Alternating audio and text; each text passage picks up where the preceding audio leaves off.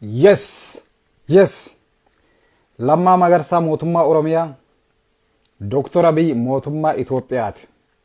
Gootota Oromoo, gootota Abashoota, gootota Eertiraa, gootota Afrikaati jarri kun. Har'allee muuziqaa qabadhee isiniif hin dhufne dhaamsa dabarfachuun dhufe.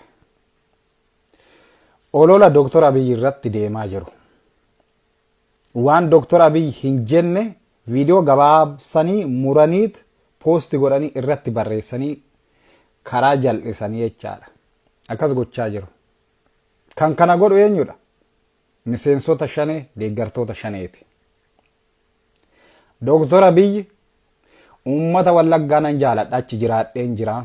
Yoo nan bishaan gaafadhe aannan naa qicuu jedhee ummatan jaaladhe. Waan ummataatii miti inni an dubbate. Ummatatu najjeesaa miti an jedheen. Odeeffannoon bira gahe akkamitti Lammaa Magarsaatiif Dr Abiyin akka ajjeesuu danda'an tarsiimoo bahee fi pilaanii bahee odeeffannoo kanatu bira gahe jechaadha. Mootummaan tokko yoo ka'eetoo deemu calma jedheetii miti tan deemu. Dura inni qoratama, bakka inni deemu sun hin qoratama, maaltu jira akkamii maalidha jedhanii hin qoratama.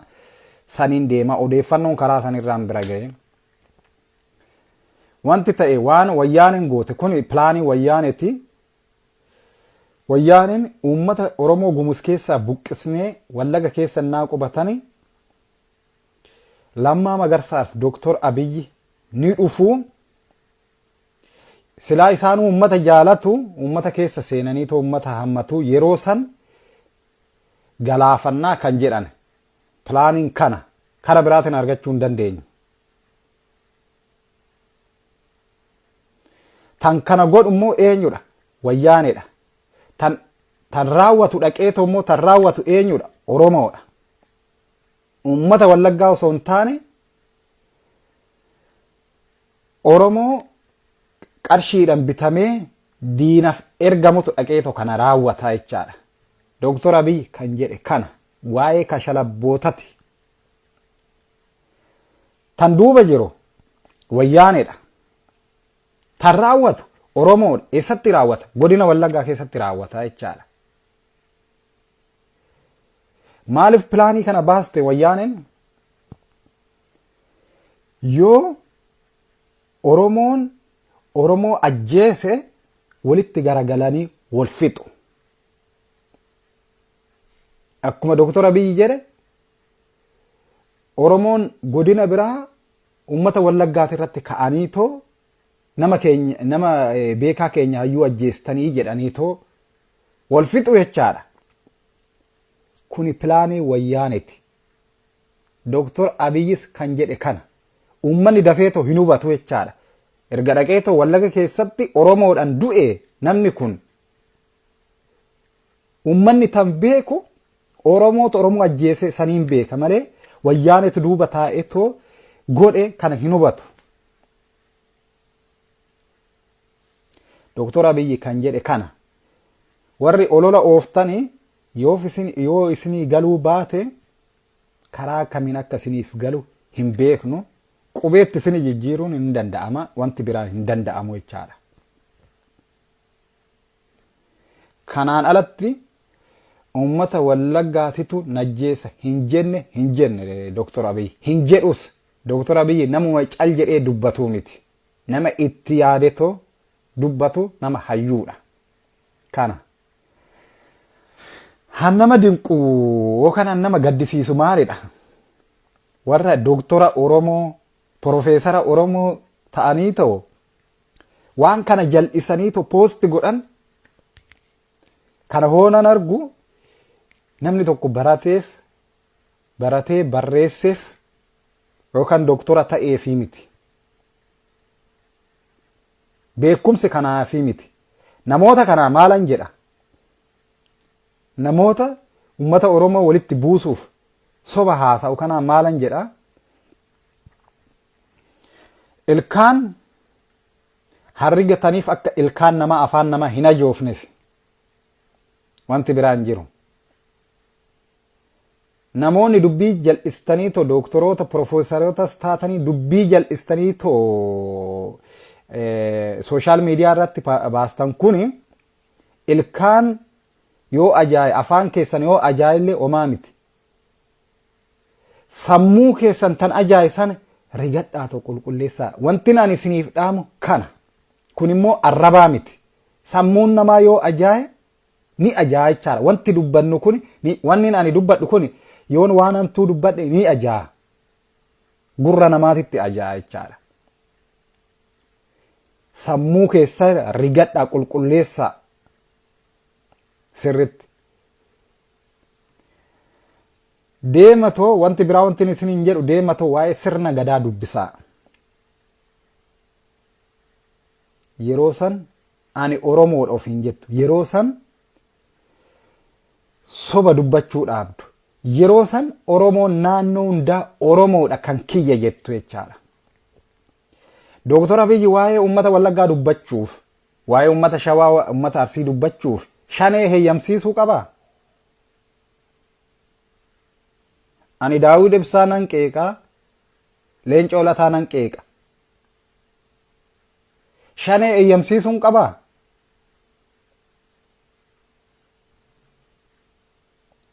Heeyyamsiisuun qabu. Lammii kiyya waan ta'eef anis Oromoodha, uummanni sunis Oromoodha. Maqaan Wallagga jedhamu maqaa lafaati. Uummanni sun Oromoodha, dhiiga kiyya jechaadha. Shawaan maqaa lafaati. Uummanni sun Oromoodha, dhiiga kiyya. Waa'ee uummata kiyyaa dubbachuufis qeequudhaafis mirgan qabaa jechaadha. Yoo uummanni dogoggore. Yoo waan gaarii hojjete immoo faarsuufis mirgan qabaa jechaadha. Eenyullee hin sodaadhu. Kana gara biraa gaafa Salamoon Ungaashee Arsii lafarraa finnu malee Oromiyaan bilisa hin baatu jedhu. Gaafa namichi dheengadda dhiyoo kana Ameerikaadha Arsii uummata jaanjoo uummata homaan beekne uummata Oromoo nutu qabsoo barsiise jedheetoo dubbatu. Miseensota shaneeti jarroonni kun aangoo gurguddaa qabu. Gaafa Misraaq Tasfaayee ummanni Arsii ummata amantii musliimaa waan qabuufi Oromiyaa bilisa baasee bulchuu hin danda'u. Jawaar Mahammadis ashabbaariidha jettee dubbattu. Gaafa Biiftuu Gadaa nuyi ummata Wallaggaa ummata baratee hin fottoqnaa jettu. Jarreen kun Wallagga keessatti dhalatanii jarreen kun hundi miseensota shanee warra aangoo gurguddaa qabu. Gaafa shirri kun hundi ummata Oromoo irratti dalagamu maa gadi baatanii takka waan takka hin dubban. Waan takka hin dubban. Maa gadi baatanii waan takka hin dubban. Maa viidiyoo takka waraabne waan sarara takka maaf hin barreessine. Intalli takka baal jettee intala Wallaggaati. Ijoolleen Wallaggaa gadi baatoo namicha ummata Arsii arrabsitan dheengaddaa kana namicha ummata Arsii arrabse kana balaaleffadhaa barreessaa gadi baatoo jette intala Wallaggaati intalli. Oromoo jechuun tan akkasiisan. Sammuu jijjiirrachuun akkasitti. Namni takka hin goone. Ummata Wallaggaa kana maal gootan? Fuutaniitoo akka waan Tigree ta'anii yookaan Amaara ta'anii wayii kobaatachi baastaniitoo waa'ee ummata kanaa hin dubbatinaa Oromoon naannoo biraa isin hin galchuu jechaa jirtu.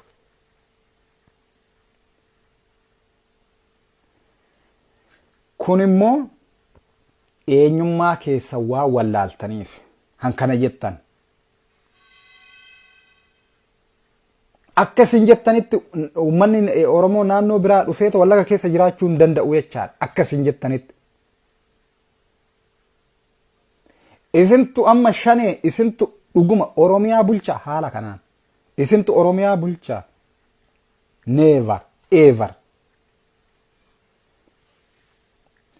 Lammaa Magarsaatii fi Dr Abiyin osoo olola keessan kanaan duubatti deebi'an ta'ee isiniif osoo hin taane wayyaanee hanga funyaanii hidhatte sanii guyyaa san duubatti deebi'u.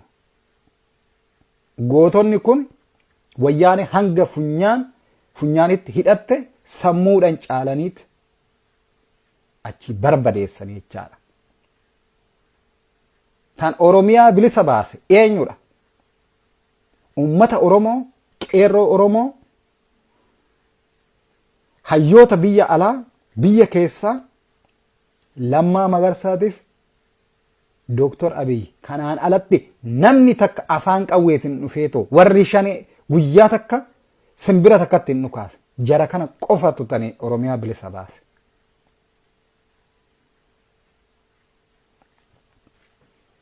Kana dubbiin jiru. Haqni jirus kana. Miseensi shanii as taa'eetoo ammas halkanii guyyaa sa'aatii 24 eenyuun namichi suni Misgaanuu jedhu beekaan gulummaan jedhamu. Halkanii guyyaa waan sammuu nama adoochu ummata Arsiit irratti duula. Waan sammuu nama adoochu ummata Arsiit irratti duula jechaadha. Ani akka kiyyatti namni kanaaf hin dubbanne arra gadi baatanii iyyitan ani akka kiyyatti akkamitti fudhadha warra Oromoo arrabsu kana gandummaadhaan Oromoo arrabsu kana wallaalummaa isaaniitiin of arrabsanii jechaadha. Isaan akka waan saba biraa of fakkeechanii too Oromoo naannoo biraa arrabsaa jiru garuu of arrabsaa jiru wallaalummaan kana. Namni waa'ee sirna gadaa dubbisee hin beekne waa'ee namni Oromoon eenyu ta'e akka ta'e hin beekne akkasitti haasa'aa jechaadha. Gaafa uummanni keenya gumuuz keessaa baqatu koottaa hin gargaarra gaafa isiniin jennu yoomni waliin dhaabbattan deeggartoonni shanee naannoo sani baay'ina keessanii warri biyya alaa jirtan kun yoomni waliin dhaabbattan maaliif uummata kee dhugaadhaan uummatuma keessa sanuu mee jaaladha uummatuma Wallaggaa sanuu jaaladha akkasin jettanitti akkasin yaaddanittan dubbachaa jira. Maaliif hin gargaarre simunii takka uummata kana? Ani achitti hin dhalanne saba kiyya waan ta'eef hin gargaare jechaadha.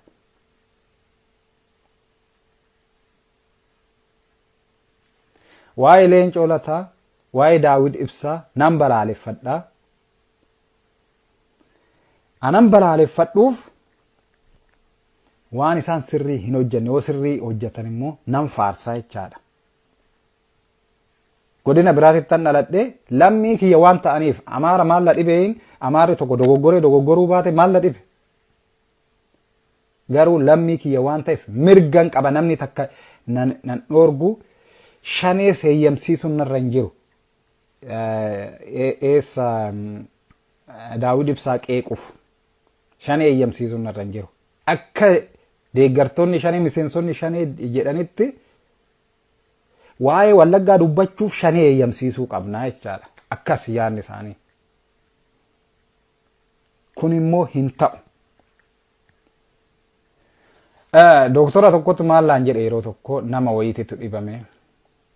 Namni sun gaafa dhibamu Oromoo ta'uusaa malee eessatti akka dhalate hin beeku. Ka'eetan maaloo namni akkasii dhibame yaa gargaarru jedheen. Miseensa shaneeti namichi kun. Garuu gargaaruu ni danda'a. Humna qaba, humna maallaqaa. Dooktora maallaan jedhe dhaloonni isaa eessaa? Akka waan namni isa dhaga'u sagalee bilbilaan natti haasa'e dhaloonni isaa eessaa? Yeroo sun bilbila irratti cufe. Waan inni dubbachuuf deemu waan naa galeef jechaadha. Ilaalcha akkanaa qabattanii too Oromiyaa bulchuu miti haadha warraa keessanuu bulchuu hin dandeessan. Waan shaneen nama akkas goote Keeniyaa keessatti, Eertiraa keessatti maal san dubbachuu hin barbaadu. Yoonan ijaan arge yoonan ragaa guutuu qabaadhe. Lammaffaanti waan kanaa isin hin gaafanne. Dr Abiyin waan kanaa hin kaasne. Hayyoonni Oromoo waan kanaa hin kaasne. Irra darbanii jechaadha. Har'ammoo maali jeequmsi mootummaa Oromiyaa dadhabsiisuuf hojiin isin hojjettan kun Lammaa Magarsaatiif Dr Abiyin ijoollee keenya mana hidhaa keessatti lukti mummurtee wayyaanee lafa goote gadi nuu yaasanii nutti agarsiisan. Televezyiiniin Itoophiyaa duraan Oromoon ashabbaariidha kan nuun jedhu dhaqaniitoo bakka ijoollee sun itti hidhamtu waraabaniitoo akka isaan nutti agarsiisan godhan gootonni kun.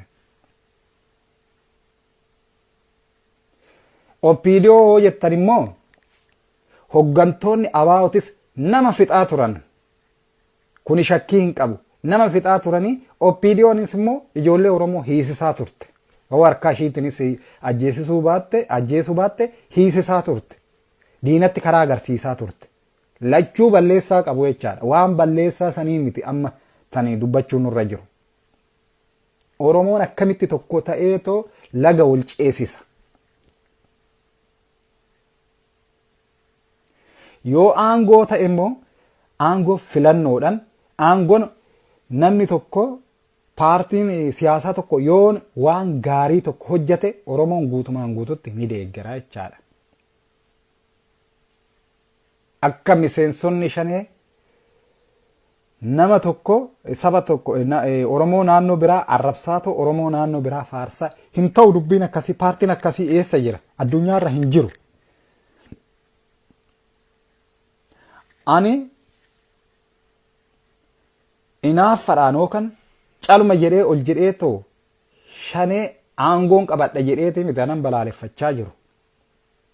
Osoo shanee waan gaarii hojjattee harka dhibban deeggara. Dur deeggaraa turre abaawoo tokko san beekna malee amma shanee maal jedhanii bakka shanitti wal cicciran kanan beeknu yeroo san hanga dhiyeenya kanaatitti deeggaraa turre. Qaamanis humna qarshiitinis dandeettii keenyanis. Warri ammoo nu jeeqaa jiru warra feesbuukidhaan qabsoo baran warra feesbuukidhaan oromummaa isaanii baran baay'inni isaanii jechaadha. Warra qaamanis siyaasa keessatti siyaasa abaawoo keessatti waggaa dheeraa hirmaatanitti nu jeeqaa jira. Namoonni sun immoo beekat godhu. Maaliif? Taayitaa qabachuu qabna. Nutu taayitaa qabachuu qaba. Okay, abaawoon qabsaa yookaan shaneen qabsoofte waggaa dheeraadhaaf. Daawud Ibsaa qabsaa waggaa dheeraadhaaf. Waraana wayyaanee waraaneetoo qawweedhaan mo'ateetoo biyya keessa hin galle akkamitti taayitaa qabata? Akkamitti taayitaa qabata? Ijaarsaa hin qabu. Diigamaniitu jiru.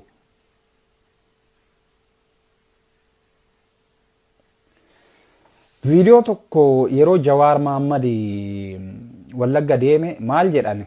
Gurbaan tokko maal jedhe? Lammaa Magarsa akka Wallagga nutti gadi hin dhufne jedhe. Hin dhaadachaa ture. Gabaabseetuma hoonaan dubbadhu akka Lammaa Magarsa nutti gadi hin dhufne jedhe bakka.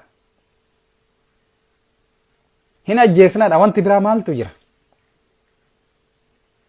Namni kun immoo uummata naannoo sanii bakka hin bu'u. Kanumaan jechuu barbaade warri dubbii jal'istan akkuma isiniin jedhe san afaan keessan osoo hin taane sammuu keessan rigadhaa qulqulleessaa.